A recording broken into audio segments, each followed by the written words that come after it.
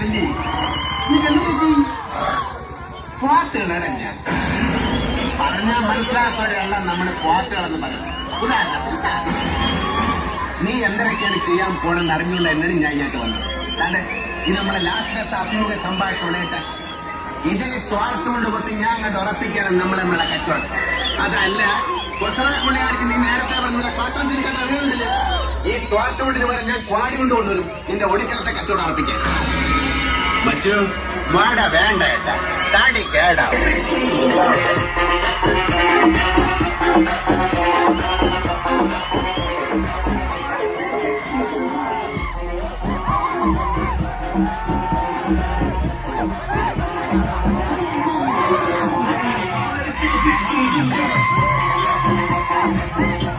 Let's